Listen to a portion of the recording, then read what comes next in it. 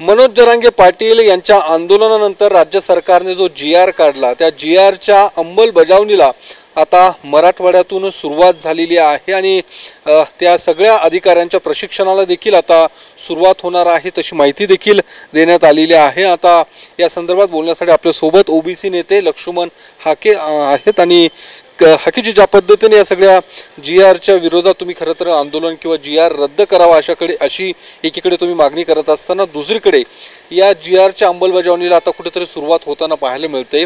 अधिकारी आणि कर्मचाऱ्यांचे प्रशिक्षण देखील आता सुरू होताना दिसतंय। याच्या अगोदर या महाराष्ट्र शासनानं या महाराष्ट्रामध्ये एखाद्या एससी, एखाद्या एसटी, एखाद्या विजयंती विमुक्त जाती अशा कुठल्या माणसांच्या अशा कुठल्या जातीच्या संदर्भात अशी कुठली समिती नेमलेली ऐकली का तुम्ही? मुळात सरकार हे जातीवादी सरकार आहे।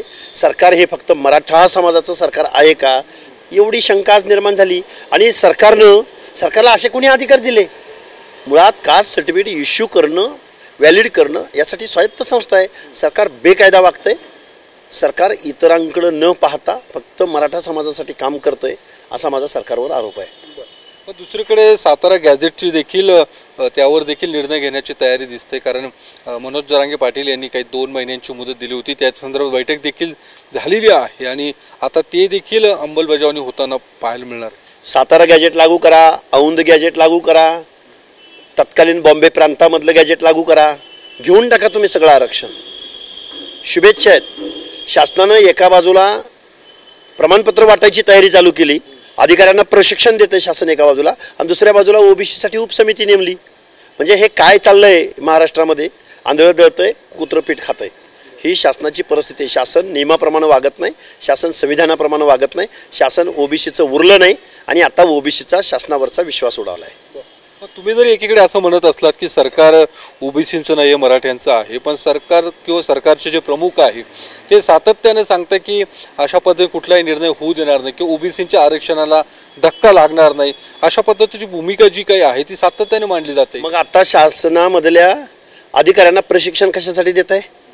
कुणबीकरणासाठी? त्यांना जात प्रमाणपत्र सुलभ होण्यासाठी जी.आर. काढताय तुम्ही आणि कसा धक्का लागत नाही? ओबीसीला येड्यात काढण्याचं काम करू नका। ओबीसीच्या पोरांना चांगलं कळतं तुम्ही काय वागता आहात। डॅमेज कंट्रोलसाठी तुम्ही उपसमिती नेमली आणि आज तुम्ही अधिकाऱ्यांना प्रशिक्षण देताय। तुम्हाला असं जात प्रमाणपत्र वाटायचा अधिकार कोणी दिला? आता मी एक छोटा कार्यकर्ता आहे, चळवळीतला कार्यकर्ता आहे, मी आमदार खासदार नाही। आम्ही काय म्हणतोय त्याच्याकडे लक्ष द्या, दुर्लक्ष करणार तुम्ही? मला वाटतंय हे जे चालू आहे हे ओबीसी आरक्षण आज रोजी संपलेलं आहे आणि उरलं सुरलं आरक्षण हे शासन प्रशासकीय अधिकाऱ्यांना ट्रेनिंग देऊन ते संपवणार आहे। त्यामुळे हे शासन ओबीसींचं नाही।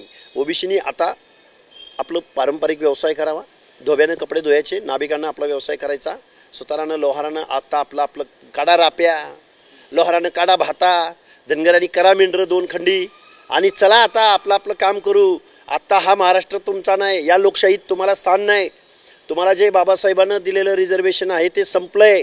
तुमची लेकरं बाळं आपला परंपरागत व्यवसाय आता परत चालू करा, कारण तुम्हाला बोललं तर तुमचं ऐकून पण कोण घेत नाही। लोकनियुक्त सरकारही आपलं नाही, विरोधी पक्षनेते आपले नाहीत आणि आपणच ज्यांना आपल्या ओबीसी म्हणून ज्यांना निवडून दिलंय ते तर आपले मुळातच कधी नव्हते, नाहीत, असणार नाहीत।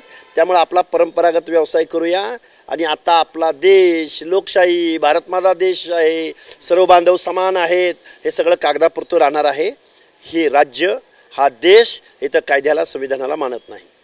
पण मग या सगळ्या संदर्भात तुमचे सहकारी मंगेश ससाने हे देखील आता कोर्टात गेल्याचं पाहायला मिळतंय। त्यांनी देखील या जी.आर.च्या विरोधात कोर्टात धाव घेतलेली आहे। हे बघा, न्यायालयीन लढाई ते लढतायत, खूप दिवसापासून लढतायत। आम्ही त्यांना सदिच्छा व्यक्त करतोय आणि रस्त्यावरची लढाई आम्ही लढत आहोत आणि आमच्यामध्ये खूप चांगला संवाद आहे। आम्ही एकमेकाला विचारून एकमेकाला काय केलं पाहिजे काय नाही केलं पाहिजे हा आमचा खूप संवाद आहे। एका बाजूला न्यायालयीन लढाई आणि दुसऱ्या बाजूला रस्त्यावरची लढाई आम्ही लढू।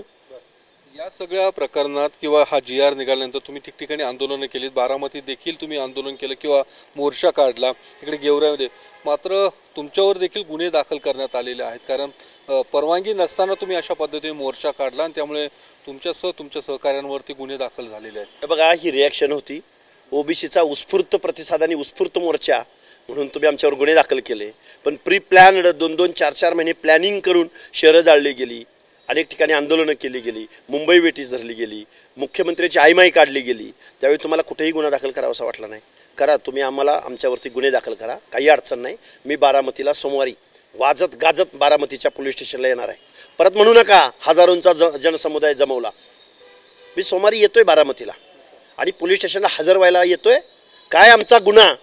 ओबीसीचे प्रश्न मांडणे, उत्स्फूर्तपणे मांडणे हा गुन्हा असेल तर सोमवारी मी बारामतीच्या पोलीस स्टेशनला येतोय.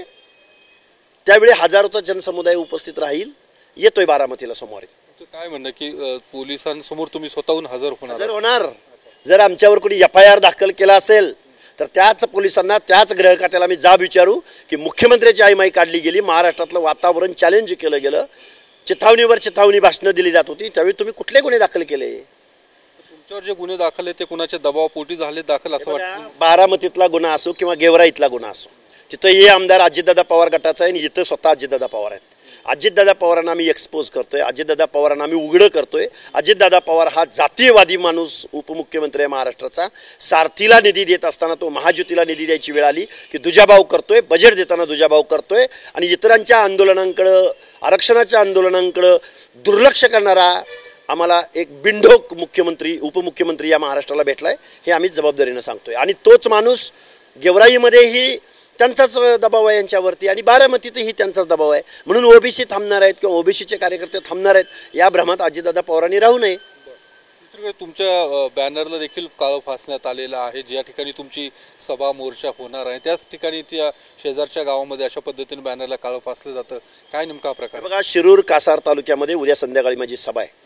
शृंगारवाडी म्हणून आहे, छोटं गाव आहे आणि आम्ही सभा तालुक्याच्या, जिल्ह्याच्या, शहराच्या ठिकाणी घेत नाही आहोत. आम्ही वाडीत डोंगराच्या कुशीला सभा घेतोय. तिथं 50,000, 60,000, 1,00,000 लोक जमत आहेत. आम्ही शोषित आहोत, आम्ही वंचित आहोत, आम्ही गाव कुसाला राहणारी माणसं आहोत आणि ती सभा उद्या संध्याकाळी होती. तर आज तिथपासून जवळच्या चौकामध्ये आमचे जे काही सभेचे बॅनर लागले होते ते बॅनर काळं, त्याच्यावरती काळं तेल टाकून त्याला काळं फासण्यात आलंय. बघा, आमच्याकडे बघण्यात, आम्ही बोलायचं म्हणलं तरी आम्हाला बोलायची मुभा नाही या महाराष्ट्रामध्ये. छत्रपती शिवरायांचा महाराष्ट्र, रयतेचा महाराष्ट्र कुठं लिहून ठेवला आहे? आम्ही खूप सहन करतोय आणि सहन करायची वेळ आमच्यावर येणार आहे, पण यामधून उसळून उठेल तो ओबीसी असेल. या सगळ्या आंदोलनादरम्यान किंवा या सगळी भूमिका घेत असताना तुम्ही GR रद्द करावा अशा पद्धती मागणी करत असताना तिकडे बबनराव तायवाडे मात्र वेगळी भूमिका मांडताना दिसत होते. आता मात्र त्यांची भूमिका आहे की छगन भुजबळ जी जर योग्य भूमिका मांडत असेल आम्ही त्यांच्यासोबत जाऊ. हे बघा तायवाडे साहेब, तुम्ही ओबीसीच्या नावानं जर संघटना चालवत असाल, काय तुमचे वैयक्तिक हेवे दावे असतील, हे हेवे दावे बाजूला ठेवा आणि हे हेवे दावे बाजूला ठेवून ओबीसीच्या हितासाठी सर्व वरिष्ठ मंडळींनी एकत्र यावं, त्यांचं स्वागत असेल. आम्ही तर रस्त्यावरची लढाई लढतो आहोतच, पण वरिष्ठ नेते मंडळींनी एकत्रित बसावं आणि एकत्रित आंदोलन उभं करावं. एक शेवटचा प्रश्न, अजित पवारांच्या बाबतीतलं जे काही मधल्या काळात जे प्रकरण घडलं सोलापुरातलं, त्यानंतर सातत्याने त्यावरती विरोधी पक्षांनी देखील मुद्दा तो उपस्थित केलेला आहे आणि कालपासून गेल्या 1-2 दिवसापासून अजित पवार आजारी आहेत असं जी काही माहिती मिळते आणि अंजली दमाने असं म्हणतात की असं काही प्रकरण आलं त्यावेळी अजित पवार आजारी पडत असतात. नाही, मुळात अजितदादा पवार हे कारखानदारांचे नेते आहेत. अजितदादा पवारांना पैशाशिवाय आणि बाकी सत्तेशिवाय दुसरं काही कळत नाही. अजितदादा पवारांनी एका UPSC परीक्षा क्रॅक करून एक सुपर क्लास 1 अधिकारी एक मुलगी होते, म्हणजे इकडं लाडक्या बहिणीला अनुदान द्यायची घोषणा करायची आणि दुसरीकडं जी मुलगी स्वतःच्या कर्तृत्वानं, कष्टानं, तिच्या आईबापाच्या कष्टावर UPSC परीक्षा पास होऊन प्रशासनामध्ये एक अधिकारी म्हणून काम करते, तिला अरेरावीच्या भाषेत बोलायचं, हे महाराष्ट्राच्या उपमुख्यमंत्रीपदाला शोभत नाही.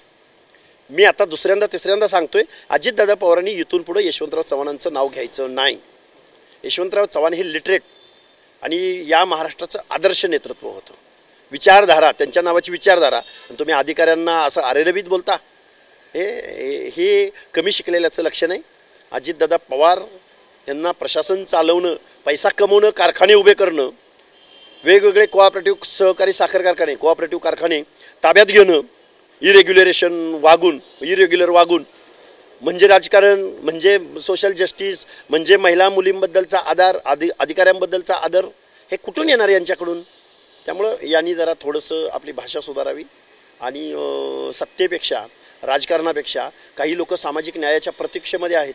त्यांच्या दृष्टिकोनातून कधीतरी महाज्योतीला निधी द्यावा अजितदादा पवारांनी. नाही दिला तर तुम्ही कसं सत्तेवर राहताय तेच आम्ही बघू पुढच्या काळात.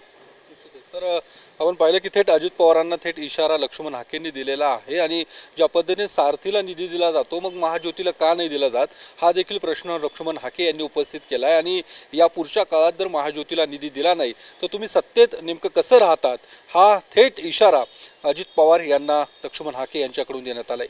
कॅमेरामन नागेशसह मी योगेश बोरसे, TV9 मराठी, पुणे.